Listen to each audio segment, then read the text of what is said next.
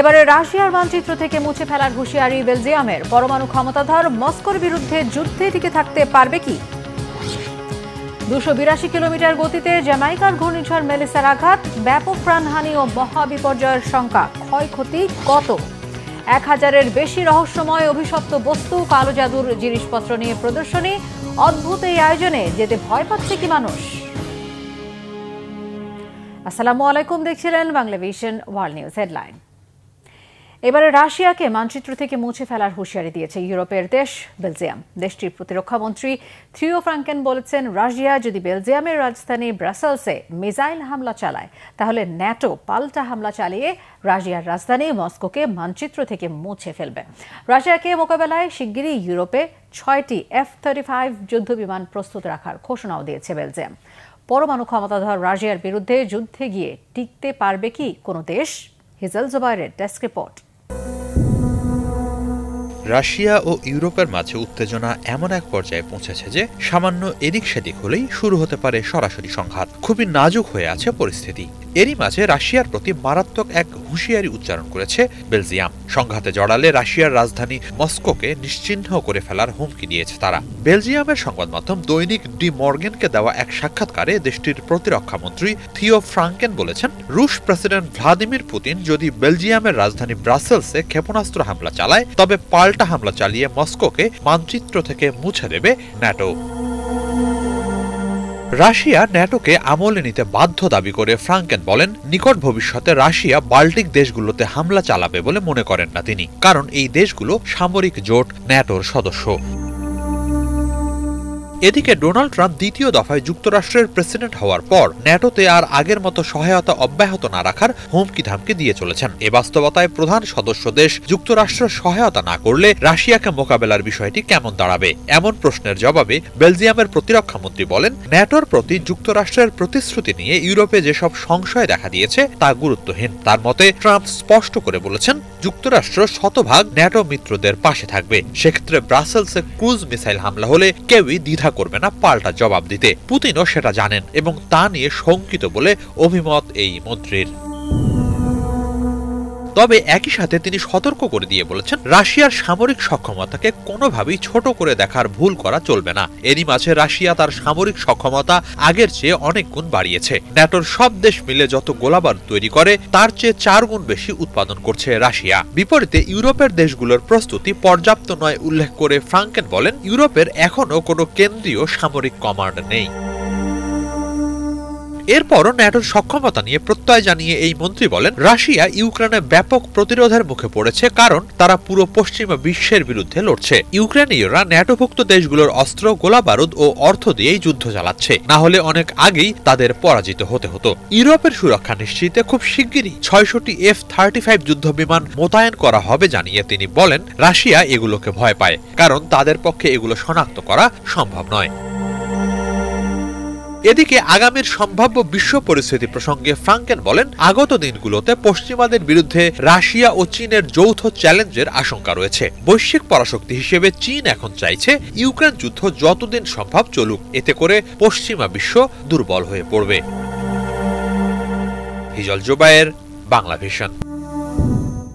174 বছরের মধ্যে সবচেয়ে ভয়াবহ ঘূর্ণিঝড় মেলিসার আঘাতে লণ্ডভণ্ড হচ্ছে ক্যারিবীয় দ্বীপরাষ্ট্র জ্যামাইকা। এটিকে ব্যাপক, প্রাণঘাতী ও মহাবিপর্যয়কর বলে উল্লেখ করেছেন আবহাওয়াবিদরা। রেড ক্রস জানিয়েছে, ঘূর্ণিঝড়ের আঘাতে সরাসরি ক্ষতিগ্রস্ত জ্যামাইকার অন্তত 15 লাখ মানুষ। ঘূর্ণিঝড়ের পর দ্বীপটিতে প্রবল ঝড় বৃষ্টির পাশাপাশি বন্যা ও ভূমিধসের ঝুঁকিও রয়েছে। ক্যাটাগরি 5 মাত্রার ঘূর্ণিঝড় মেলিসা ঘণ্টায় সর্বোচ্চ 282 কিলোমিটার গতিতে আঘাত হানে। যুক্তরাষ্ট্রের ন্যাশনাল হারিকেন সেন্টার জানিয়েছে, 1851 সালের পর এটি জ্যামাইকার আঘাত হানা সবচেয়ে শক্তিশালী ঘূর্ণিঝড়।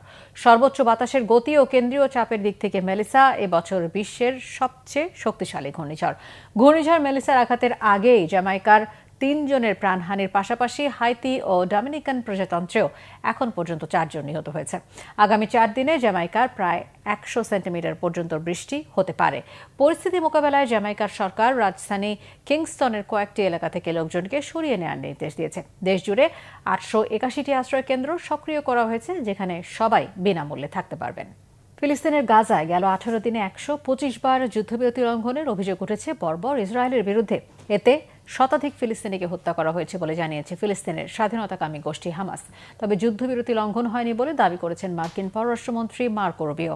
এদিকে আরও এক জিম্মির মরদেহ ইসরায়েলের কাছে হস্তান্তর করেছে হামাস। হামাসের কাছ থেকে বুঝে নেওয়া জিম্মির মরদেহটি ইসরায়েলের কাছে হস্তান্তর করেছে রেড ক্রস।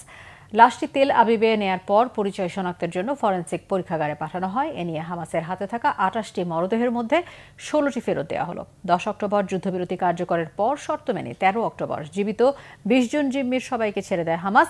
এদিকে জিম্মির লাশ হস্তান্তরের আগে সোমবার গাজার খান ইউনিসে ড্রোন হামলা চালিয়ে 2 ফিলিস্তিনিকে হত্যা করেছে ইসরায়েলি বাহিনী। এ নিয়ে 48 ঘন্টার মধ্যে অন্তত 8 জন ফিলিস্তিনিকে হত্যা আর 13 জনকে আহত করল ইসরায়েলি সেনারা। যদিও একে যুদ্ধবিরতির লঙ্ঘন বলতে নারাজ মার্কিন পররাষ্ট্রমন্ত্রী রুবিও। এয়ারফোর্স ওয়ানে মার্কিন প্রেসিডেন্ট ডোনাল্ড ট্রাম্পের সফরসঙ্গী রুবিও এমন মন্তব্য করেন। ইসলামিক জিহাদের সদস্যদের লক্ষ্য করে এসব হামলা হচ্ছে বলে ইসরায়েলের পক্ষে সাফাই দিয়েছেন তিনি। এদিকে যুদ্ধবিরতির পর গাজায় ফিরছেন অনেকে, হাতে সেই পুরনো ঘরের চাবি। বিশ্বাস একদিন হয়তো আবার খুলবে নিজেদের দরজা, ফিরবেন নিজেদের আশ্রয়। কিন্তু ফিরে এসে দেখছেন ঘর নেই, শহর নেই, রয়ে গেছে শুধু স্মৃতি আর ধ্বংসস্তূপ। শাহরিয়া আমান, সানের ডেস্ক রিপোর্ট। গাজার যুদ্ধের আগুনেও আঁকড়ে ধরেছিলেন ঘরের চাবি। বিশ্বাস ছিল একদিন হয়তো ফিরে যাবেন নিজের বাড়িতে, নিজের শহরে। যখন সেই চাবি হাতে শরণার্থী ক্যাম্পে ফিরলেন আলিয়ান, তখন ঘরটি আর ঘর নেই, আছে শুধু ধ্বংসস্তূপ। তিনি বললেন, আমরা ফিরেছি, কিন্তু ঘরটা আর নেই, চিহ্নও নেই।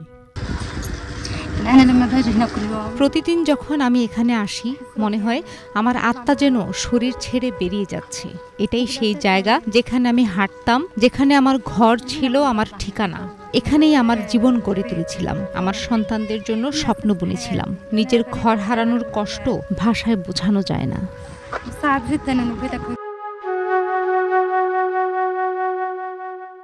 তার মতো আরো অনেকে স্বপ্ন নিয়ে হাতে রেখেছিলেন নিজেদের ঘরের চাবি। আশা ছিল হয়তো একদিন আবার খুলবেন সেই দরজা, কিন্তু এখন শুধুই স্মৃতি আর শূন্যতা। মোহাম্মদ আল আদিউ 6 সন্তানের মা, এখন থাকেন এক অস্থায়ী তাঁবুতে। চোখ ভেজা কণ্ঠে বললেন, এটাই ছিল আমাদের জীবন, আমাদের ভবিষ্যৎ। আমরা শুধু চাই আবার ঘরে ফিরতে। আমরা কি বা করতে পারি? এটাই আমাদের নিয়তি, আমাদের ভাগ্য। আমরা শুধু আল্লাহর কাছে দোয়া করি যেন আবার ফিরে যেতে পারি, আমাদের ঘর খুঁজে পাই, দরজা খুলে আগের মতো সেখানে থাকতে পারি নিরাপদে, শান্তিতে। 2 বছরের ভয়াবহ যুদ্ধ থেমেছে যুদ্ধবিরতিতে, কিন্তু গাজার 68,000 মানুষের মৃত্যু আর লাখো স্বপ্নের ভাঙা দরজা আজও নিঃশব্দে কাঁদে ধ্বংসস্তূপের নিচে। শাহরিয়া আমান, সানি, বাংলাভিশন। আবারও শক্তিশালী ভূমিকম্প আঘাত হেনেছে তুরস্কের পশ্চিমাঞ্চলে। ধসে পড়েছে একাধিক ভবন। প্রাথমিকভাবে অন্তত 22 জন আহত হওয়ার খবর পাওয়া গেছে। গ্রিস, সাইপ্রাসেও ভূমিকম্পের প্রভাব পড়েছে। 3 মাসেরও কম সময়ে একই এলাকায় আঘাত হানা দ্বিতীয় ভূমিকম্প এটি। মার্কিন ভূতাত্ত্বিক জরিপ সংস্থা ইউএসজিএস ভূমিকম্পের তীব্রতা রিখটার স্কেলে 6 বললেও 6.1 দাবি করেছে স্থানীয় দুর্যোগ ব্যবস্থাপনা সংস্থা।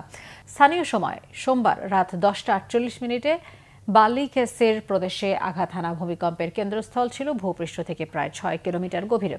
বেশি ক্ষয়ক্ষতি হয়েছে সিন্দিরাগি শহরে। সেখানে অন্তত 3টি বহুতল ভবন আর 2 তলা দোকান ধসে পড়েছে। ভূমিকম্পের পর একাধিক আফটার শকে কেঁপে উঠেছে পাশের প্রদেশ বুরসা, মানিসা, ইজমির ছাড়াও ইস্তাম্বুল শহর। আতঙ্কে ঘরের বাইরে রাত কাটিয়েছেন দুর্গত এলাকাবাসী। বৃষ্টি শুরু হলে তাদের আশ্রয় দিতে মসজিদ, স্কুল আর স্টেডিয়ামের দরজা খুলে দেওয়া হয়। গত জুলাই ও অগাস্টে একই এলাকায় ভূমিকম্প আঘাত হেনেছে। 2023 সালে হাতায় প্রদেশের আন্তাকিয়া শহরে 7.8 মাত্রার ভূমিকম্পে প্রাণহানি হয় অন্তত 53,000 মানুষের। জীবনের ঝুঁকি নিয়ে অবৈধ পথে ইউরোপ আসার পর জীবন কি খুব সুখের? যারা বিদেশে যেতে চান তারা আধুনিক দাসত্ব আর মানব পাচারের চক্রে কিভাবে পড়ে? রোমানিয়া ও জার্মানিতে পড়তে আসা শিক্ষার্থীরা কেমন আছেন? এখানে তাদের ভবিষ্যৎ কেমন? ইউরোপের দেশগুলোতে দক্ষ জনশক্তির চাহিদা কেমন? এসব প্রশ্নের উত্তর জানতে চোখ রাখুন বাংলা ভিশনে। দেশ পেরিয়ে, একটি বাংলা ভিশন ও ডয়চে ভেলে যৌথ প্রযোজনা। 1000-এরও বেশি রহস্যময় অভিশপ্ত বস্তু, ছোট পরীর কঙ্কাল, ভ্যাম্পায়ার শিকারের হাতিয়ার কিংবা কালো জাদুতে ব্যবহৃত জিনিসপত্র নিয়ে লন্ডনে হচ্ছে এক অদ্ভুত প্রদর্শনী। হ্যালোইন উৎসবকে সামনে রেখে 11 অক্টোবর থেকে শুরু হয়েছে এই ডার্ক সিক্রেট এক্সিবিশন। এটি কি বিনোদন নাকি অন্ধকার ইতিহাসে ফিরে যাওয়া, জানাচ্ছেন ইমরান মাহমুদ।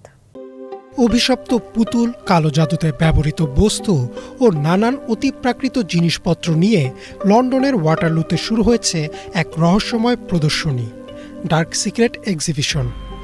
হ্যালোইন উৎসবকে সামনে রেখে 11 অক্টোবর থেকে শুরু হওয়া এই প্রদর্শনীটি দর্শকদের সামনে খুলে দিয়েছে এক ভয়ঙ্কর কিন্তু চমকপ্রদ ইতিহাসের দরজা।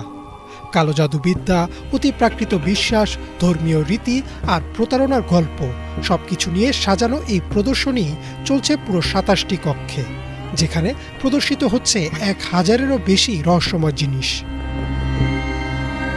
ডার্ক সিক্রেটের মূল উদ্দেশ্য শুধু ভয় সৃষ্টি নয়, বরং দর্শকদের সামনে তুলে ধরা সেই সমস্ত নিদর্শন যেগুলো একসময় মানুষের ধর্মীয় বিশ্বাস, ভয় বা অজ্ঞতার প্রতীক ছিল। প্রদর্শনীর অন্যতম কিউরেটর এবং ফরেনসিক অ্যানথ্রোপোলজিস্ট ম্যাটেও বরিনি জানিয়েছেন, তার কাজ ছিল এই বস্তুগুলোর সাংস্কৃতিক ও মানবিক অর্থ বিশ্লেষণ করা। আমি একজন বিজ্ঞানী, তাই ডার্ক সিক্রেটস প্রদর্শনীতে উপস্থাপিত বিষয়গুলোর ধর্মীয় বা অলৌকিক দিকের সঙ্গে আমার কোনো সম্পৃক্ততা নেই। আমার কাজ হচ্ছে প্রতিটি বস্তুর পেছনে থাকা মানববিদ্যা বা নৃতাত্ত্বিক অর্থ, সেই সঙ্গে এর ধর্মীয় ও সাংস্কৃতিক তাৎপর্য অনুসন্ধান করা। প্রদর্শনীর অন্যতম আকর্ষণ হচ্ছে ইউরোপের সবচেয়ে বড় অভিশপ্ত পুতুলের সংগ্রহ। তুরিন শহর থেকে আনা এই পুতুলগুলো সম্পর্কে আয়োজকদের দাবি, অনেকেই এদের অভিশপ্ত বলে বিশ্বাস করেন। কেউ কেউ বলছেন এই পুতুলের সংস্পর্শে আসা মানুষ চরম দুর্ভাগ্যের সম্মুখীন হয়েছে। যদিও বরিনি ব্যাখ্যা করেছেন, অভিশপ্ত বলে যে ধারণা প্রচলিত তা মূলত মানুষের মানসিক ভয়ের প্রতিফলন।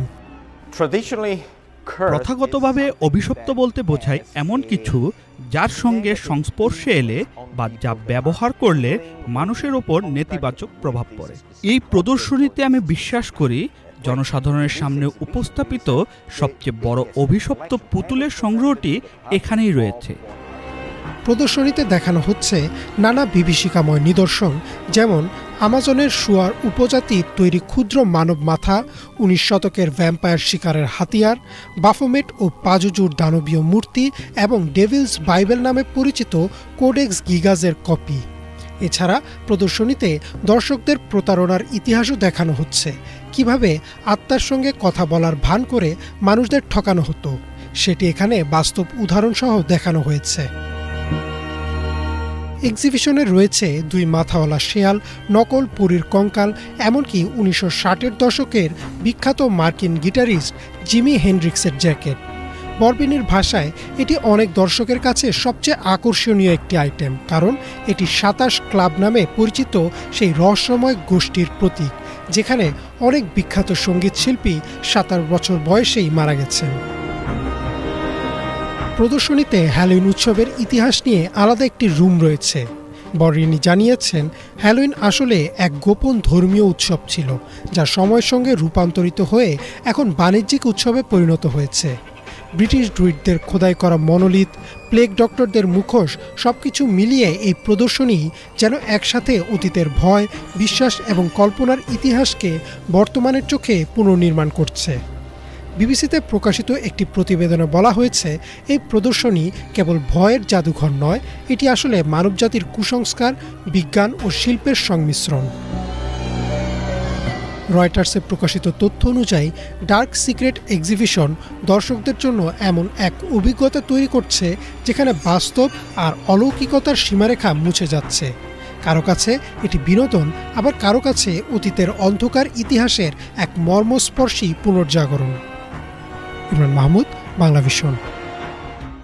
মার্কিন প্রেসিডেন্ট ডোনাল্ড ট্রাম্পের এশিয়া সফরের মধ্যে রাশিয়ার সাথে আন্তঃসরকারি চুক্তি অনুমোদন করল চীন। এই চুক্তির উদ্দেশ্য হলো এক দেশের নাগরিক বা কোম্পানি যদি অন্য দেশে গিয়ে বিনিয়োগ করে তাহলে তাদের বিনিয়োগ যেন নিরাপদ থাকে। চীন একদিকে যেমন যুক্তরাষ্ট্রের সাথে বাণিজ্য ও প্রযুক্তি ইস্যুতে সমঝোতার পথে যাচ্ছে, অন্যদিকে রাশিয়ার সাথে বিনিয়োগ, সুরক্ষা ও কৌশলগত অংশীদারিত্ব বাড়াচ্ছে। আর এভাবেই কৌশলগত ভারসাম্যের মাধ্যমে কূটনৈতিক দক্ষতার ঝলক দেখাচ্ছেন চীনের president Xi Jinping. Mir Fazle রাব্বির ডেস্ক রিপোর্ট। এশিয়া সফরে এসে একের পর এক চুক্তি ও সমঝোতা স্বাক্ষরের মাধ্যমে মুনশিয়ানা দেখাচ্ছেন মার্কিন প্রেসিডেন্ট ডোনাল্ড ট্রাম্প। সফরের প্রথম ধাপে মালয়েশিয়ায় থাইল্যান্ড, কম্বোডিয়া যুদ্ধবিরতি সহ একাধিক বাণিজ্য ও খনিজ সম্পদ চুক্তিতে সই করেছেন ট্রাম্প। তবে সবচেয়ে বেশি আলোচনায় আছে চীনের প্রেসিডেন্ট শি জিনপিং এর সঙ্গে বাণিজ্য যুদ্ধ ও অচলাবস্থা নিরসন। যুক্তরাষ্ট্র ও চীনের মধ্যে ট্রেড ডিল ফ্রেমওয়ার্ক বা কাঠামোগত বোঝাপড়া হয়েছে। আসিয়ানের বার্ষিক সম্মেলনের ফাঁকে বৈঠকে বসেছিলেন চীন ও যুক্তরাষ্ট্রের প্রতিনিধিরা। সেই বৈঠকেই বাণিজ্য নিয়ে সমঝোতা হয়েছে বলে জানিয়েছেন মার্কিন অর্থসচিব স্কট বেসেন্ট। বিরল খনিজের রফতানি নিয়ন্ত্রণের জন্য চীনা পণ্যে 100% শুল্ক আরোপ করেছিলেন মার্কিন প্রেসিডেন্ট ডোনাল্ড ট্রাম্প। আগামী 1 নভেম্বর থেকে তা কার্যকর হওয়ার কথা ছিল, কিন্তু আপাতত সেই সিদ্ধান্ত থেকে সরে এসেছে ট্রাম্প প্রশাসন। অন্যদিকে বিরল খনিজ নিয়ন্ত্রণ এবং রফতানিতে লাইসেন্স ব্যবস্থা চালু করার যে সিদ্ধান্ত বেইজিং নিয়েছিল তা আরও অন্তত 1 বছরের জন্য পিছিয়ে দেওয়া হবে। এছাড়া চীন আবার যুক্তরাষ্ট্রের কাছ থেকে সয়াবিন কেনাও শুরু করবে বলে দাবি করছে ওয়াশিংটন। চীন ও যুক্তরাষ্ট্রের সমঝোতার খবর ছড়িয়ে পড়তেই এশিয়ার শেয়ার বাজারে উচ্ছ্বাস দেখা যায়। এশিয়ার বেশ কয়েকটি প্রধান বাজারের শেয়ার বড় ধরনের বৃদ্ধি পেয়েছে। চীনের সাংহাই কম্পোজিট ইন্ডেক্স 1.18% বেড়েছে, যা গত 10 বছরের মধ্যে সর্বোচ্চ। জাপানের নিক্কে ইন্ডেক্স একদিনেই বেড়েছে প্রায় 2.4%। এছাড়াও ঊর্ধ্বগতি দেখা গেছে হংকং ও দক্ষিণ কোরিয়া সহ এশিয়ার বিভিন্ন দেশের শেয়ার বাজারে। এমন ইতিবাচক পরিবর্তন দেখে হয়তো তৃপ্তির ঢেকুর তুলছেন ডোনাল্ড ট্রাম্প, কিন্তু রাজনীতির মারপ্যাচে চীনও যে যুক্তরাষ্ট্র থেকে কম যায় না সেটি প্রমাণ করে দিচ্ছেন চীনার প্রেসিডেন্ট শি জিনপিং। ট্রাম্প যখন তার এশিয়া সফরের দ্বিতীয় ধাপে জাপানে অবস্থান করছেন, ঠিক একই সময়ে রাশিয়ার সাথে আন্তঃসরকারি চুক্তি অনুমোদন করল চীন। সম্প্রতি বিনিয়োগ অধিকার নিয়ে করা একটি চুক্তি অনুমোদন দিয়েছে চীন ও রাশিয়া। 27 অক্টোবর এই চুক্তিতে স্বাক্ষর করেন রুশ প্রেসিডেন্ট ভ্লাদিমির পুতিন। এই চুক্তির উদ্দেশ্য হল এক দেশের নাগরিক বা কোম্পানি যদি অন্য দেশে গিয়ে বিনিয়োগ করে তাহলে তাদের বিনিয়োগ যেন নিরাপদে থাকে। চুক্তি অনুযায়ী সরকার অন্যায়ভাবে সেই বিনিয়োগে হস্তক্ষেপ করতে পারবে না এবং দুই দেশের বিনিয়োগকারীরাই ন্যায্য আইনি সুরক্ষা ও অধিকার পাবে। চীন একদিকে যেমন যুক্তরাষ্ট্রের সাথে বাণিজ্য ও প্রযুক্তি ইস্যুতে সমঝোতার পথে যাচ্ছে, অন্যদিকে রাশিয়ার সাথে বিনিয়োগ, সুরক্ষা ও কৌশলগত অংশীদার বাড়াচ্ছে। আর এভাবেই ডুয়াল অ্যালাইনমেন্ট স্ট্র্যাটেজি বা কৌশলগত ভারসাম্যের মাধ্যমে কূটনৈতিক দক্ষতার ঝলক দেখাচ্ছেন প্রেসিডেন্ট শি জিনপিং। জাপানের পর দক্ষিণ কোরিয়া সফরে যাওয়ার কথা রয়েছে মার্কিন প্রেসিডেন্ট ডোনাল্ড ট্রাম্পের। সেখানে চীনা প্রেসিডেন্ট শি জিনপিং এর সঙ্গে উচ্চ পর্যায়ের বৈঠক হতে পারে মার্কিন প্রেসিডেন্টের। আন্তর্জাতিক সম্পর্ক বিশেষজ্ঞদের অনেকে মনে করছেন এই বৈঠক এশিয়ার রাজনৈতিক ও অর্থনৈতিক সম্পর্কের গুরুত্বপূর্ণ মোড় ঘুরিয়ে দিতে পারে। মীর ফজলে রাব্বি, বাংলা ভিশন। এই ছিল আজকের মতো, সাথে থাকায় ধন্যবাদ।